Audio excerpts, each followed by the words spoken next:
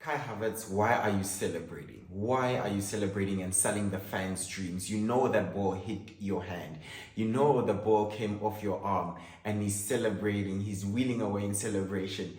When he knows that there's VAR, he knows it's going to be checked and looked at. You could see Moreno was basically just looking at the ref and he had a subdued, celebration. By Kai Havertz is selling the fans' dreams when he knows it's going to be ruled out. It's not like we are in the Maradona era or the Terry Henry era. We are not. We can see what's going on, bro. Like, I don't know why he had to sell the fans' dreams, but at the end of the day, Aston Villa spoil Arsenal's title hopes again. For a third season running now, Ollie Watkins has scored against Arsenal. Unai Emery is literally a nightmare to Mikel Arteta and to this Arsenal team. Obviously, he looks like he's taking it personal. The fact that he got sacked at Arsenal, the fact that, he didn't win a Europa League at Arsenal, but before that, he won it 3 times with Sevilla. And he also won it with Villarreal. So it looked like definitely Arsenal was the problem at the time. And they sacked him. And now he's making them pay. Last season, Arsenal lost the league by 2 points. They lost away to Villa. And they also lost at home to Villa. So any win in either of those games, Arsenal win the league. Or maybe even 2 draws, they win it on goal difference. So yeah, Aston Villa are literally ruining Arsenal's title hopes every season. It looks like it. But that is the question for me today. Is it officially over? Arsenal are 6 points behind Liverpool now. Liverpool are on 50 points. Liverpool also have a game in hand. Is it officially over? For me, I would call it, and I would normally call it at 10 points. That's, the point difference that I'm having in my head right now, because we've still played only 22 games, so there's still like 16 games to play. So there's a lot of games still to play. So calling it now, are we sure? Is someone calling it now? Are you saying that maybe it's because Arsenal don't look like they can go on a run to make up the points that they are lacking at the moment? Are you saying Liverpool's too strong? They're not going to lose too many games. They're not going to drop too many points. I think if you actually look at the table, Liverpool have drawn 5 games. Yes, they've only lost 1, which means they're extremely hard to beat.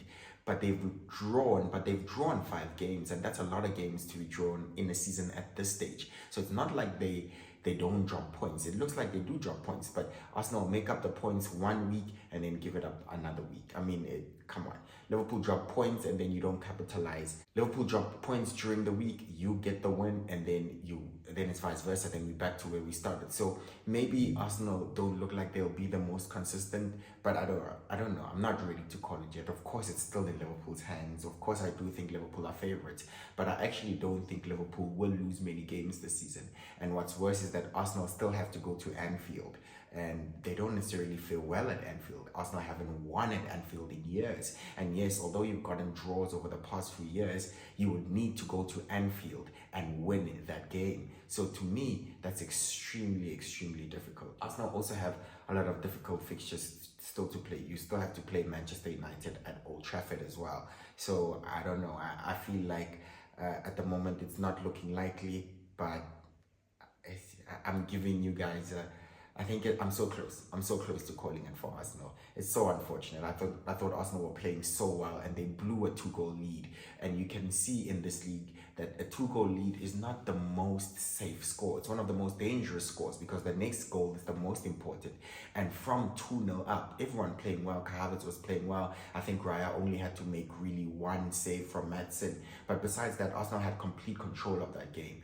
And even Kai Havertz, his spirits would have been high after he got, the second goal. But 5 minutes later, Tielemans gets one back. Tielemans pulls one back. I do think that they've suffered from crosses, Arsenal, long crosses. Digne's ball in. Someone is going to say Partey's not closing him down enough. He's too relaxed.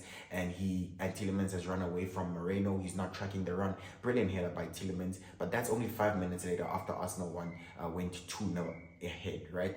What's worse is that Tielemans then hit the post like 2 minutes later after he'd scored. So it was a period of dominance from Aston Villa where they're creating extremely, extremely dangerous chances. And 5 minutes after he hit the post, Ollie Watkins got the equalizer, again coming from a long cross, and Thomas Partey goes to sleep at the back post. Yes, Arsenal have their injuries at the back. Ben White, Saliba was also injured, but whose fault is it that the Arsenal don't have the squad depth to be able to replace players when they're injured? Whose fault is that Arsenal don't have alternatives to Kai Havertz when he's not scoring? That has to be down to the whole team, the board, the coach, everyone.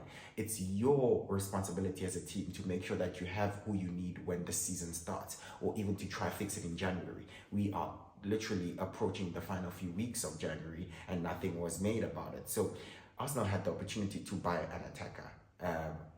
They didn't. So when you're complaining about Arsenal players not scoring goals, Jesus, Kava, Havertz, you didn't address that by buying an elite attacker, But now as well, you decided to invest in CDMs when you have multiple of them.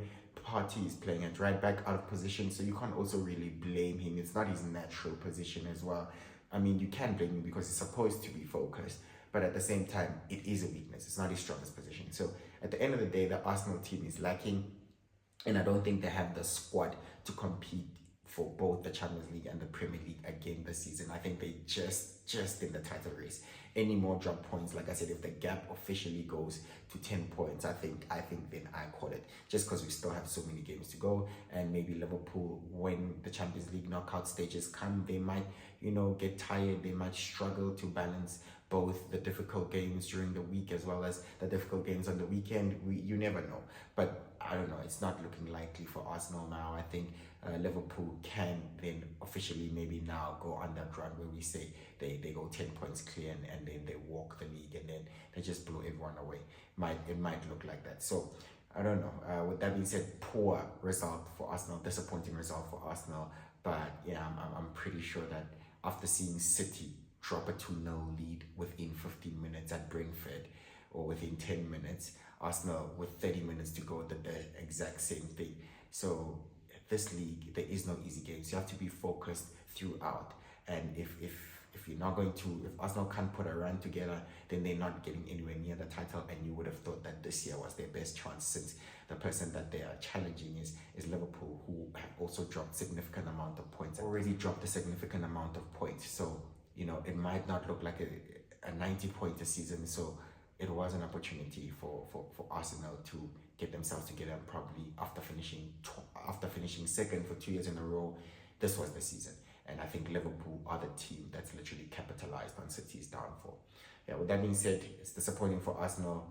Liverpool remain top. Please subscribe and I'll see you in the next one. Bye-bye. I will come back with a Manchester United versus Brighton review later on. Please subscribe and I'll see you in the next one. Thank you for watching. Bye-bye. Ladies and gentlemen, it's match day. We'll be there. Do you care though? We'll be there.